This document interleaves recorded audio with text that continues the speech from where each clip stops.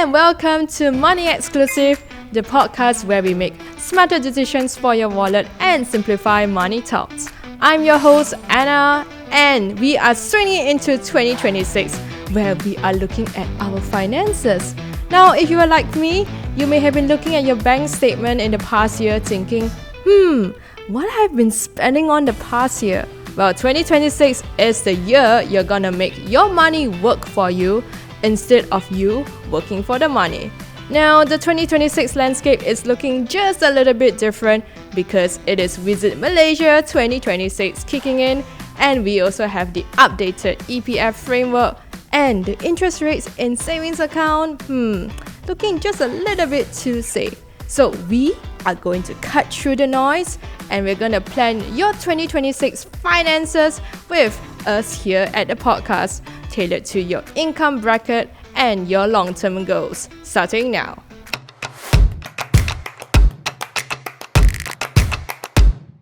Let's get to the first point, which is Bank Negara's OPR rate. We need to check the vibe of the economy. OPR rate right now is 2.75%, which is the lowest in the past 5 years, which means the price of money is relatively cheap. If you're planning to buy a house, the housing loan is looking great for you. But if you're using cash and putting it in a savings account, I think that's kind of terrible. I think you should be putting your money somewhere else. With core inflation around 2%, if your money isn't working for you of at least 3 to 4%, you are basically losing buying power every single month. So we should be looking at stocks, properties, and potentially crypto. Now, for the second point, we are looking into the EPF 3-tier framework. If you have not opened your EPFI account this month, you should start it now, because the EPF has now an enhanced savings framework known as the Retirement Income Adequacy, known as RIA. It is now broken down into 3 tiers instead of one single basic savings target.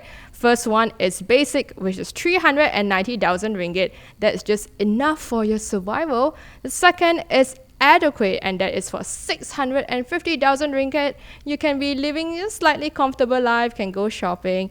And the third one is the enhanced amount, which is 1.3 million ringgit, where you can live a slightly better life and you can afford more luxurious things. Now, for some of you, if you want to figure out which one is your tier, aim for at least the basic. If you have not started, start it now for just investing 100 ringgit per month. Now, for all our freelancers and gig workers, good news for you, because the government is giving you more money and they will be matching up to 600 ringgit in contributions. So don't ignore it and make sure you check out your EPFI account app today.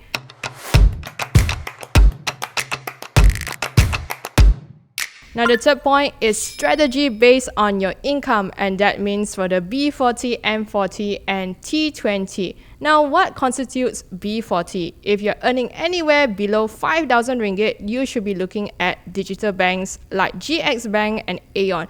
Why is that? Because they have provided a lot of good rates, promotions that you can check out, and if you invest in it, it is going to be a really safe option.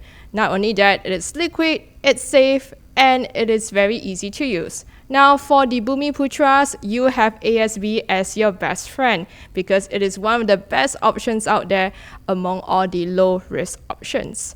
Now, let's go into M40. M40 is the category between 5,000 and 12,000 in salary per month. And where you should be looking at?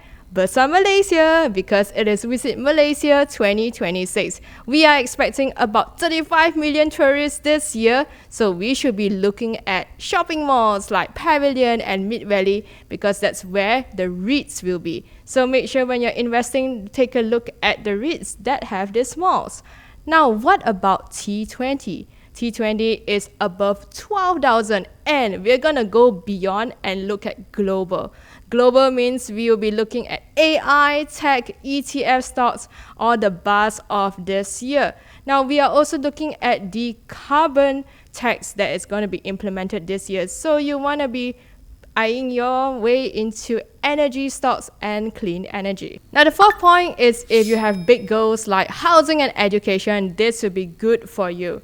For housing, we have the 100% stamp duty exemption that will be extended all the way to 2027 for first home buyers, and the first home buyers will be for houses under 500,000 ringgit.